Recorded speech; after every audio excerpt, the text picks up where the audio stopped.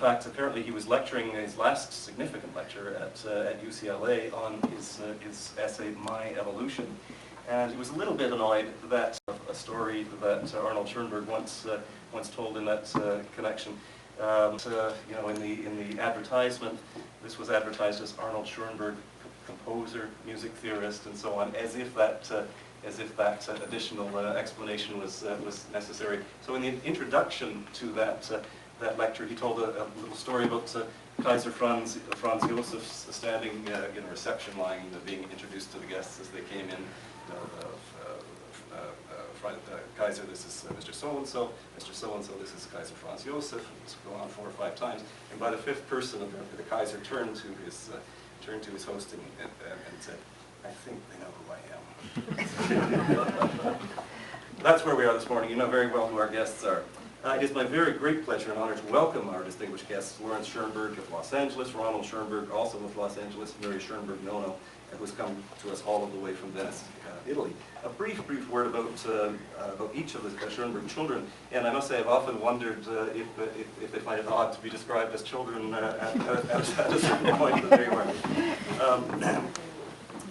Nuria Schoenberg-Nono, among many things that I could list here, in recent years, I suppose significantly president of the Archivio Luigi Nono in Venice, and so actively involved with the Arnold Schoenberg Center in Vienna, of course, in preserving this great legacy. Ronald Schoenberg, retired judge from Los Angeles. Ronald also shares his father's passion for things like tennis and chess and so on. He's highly accomplished in those areas. I think, Ronald, if I'm not mistaken, I think you said of your father that he was playing tennis when you were born, or some such thing. Lawrence Schoenberg, owner and operator of Bellwood Music in Los Angeles, music publisher that has guarded the precious Schoenberg legacy, retired teacher among other things. We have very badly wanted you to enjoy your time with us this week. You have been the most gracious guests imaginable. You have honored us with your presence in Ottawa this week. You've supported this symposium in innumerable ways, and you've sat side by side with us in a very warm Christchurch Cathedral as we listened to these performances of your father's music and the music that he has inspired. You've sat through CBC interviews, and you've charmed us with your kindness and good humor. Without saying any more, please welcome Lawrence Schoenberg, Ronald Schoenberg, and Nuria Schoenberg-Nono.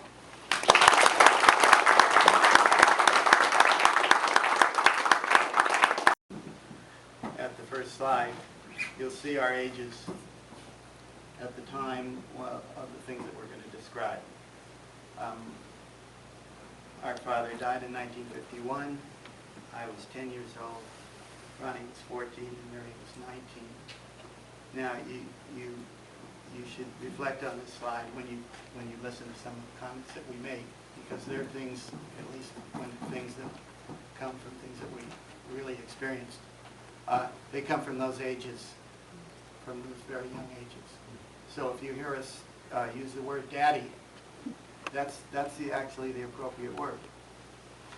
And when we're saying our father, that's when we're talking formally in front of the group. Today we'll probably use the word daddy, because we'll be talking about these experiences that we had at that time. I want to start with just an experience that I had that I remember really well, and I thought I've always been asked what's sort of something memorable, really memorable that I had. And this was in 1947, and we used to. My father taught at 1948. He taught a summer course in Santa Barbara at I guess it was the Santa Barbara. You know, Music Academy of the West, it was called. And we drove up there. And on the way up, on the Coast Highway, there was a small orange juice stand. And I think at that time that's all it had. At least that's all that I remember. Maybe that's all we were allowed to have. I don't know. But I think it was just Santa Claus orange juice stand, or Santa Claus Lane orange juice stand. That was it. And we would stop there. And in this one occasion, we drove up, and we were able to convince our parents that we should stop there to have this as the big treat, have some orange juice. And when we did stop there, you have to imagine there's a big speaker outside on here, and this is what came out of that speaker.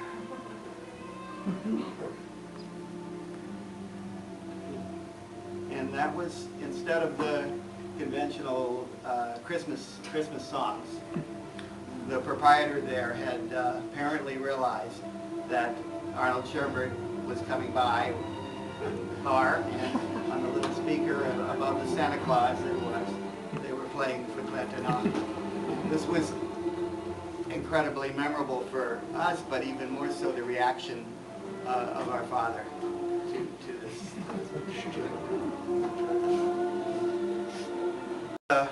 This slide. Well, that is supposed to be our 1937 LaSalle. And we often went on excursions, little trips, the whole family, in that car. There were no radios in the car, so we kids in the back seat provided our own entertainment by singing little popular songs, which usually my father didn't like, and sometimes little ditties. And one time, we just innocently started singing this advertisement for Dad's Root Beer. And it went, as a matter of fact, I saw they still have Dad's Root Beer in a place we went up here. It went something like, not something, it went like this.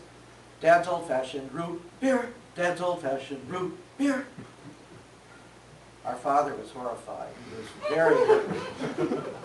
It's funny now, but it wasn't funny to us, and it wasn't funny then. He thought we were referring to him being old-fashioned. And we couldn't convince him. It took all of Mother's persuasive powers to finally calm him down and make him realize that we were just innocently singing an advertisement and weren't referring to him.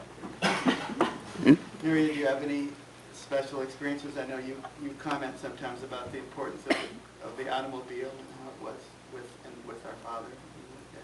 Well, it's something I often talk about because the people who came from Europe and ended up in Los Angeles were very dependent upon cars. Los Angeles is a city in which even at that time, if you didn't have a car, you stayed home.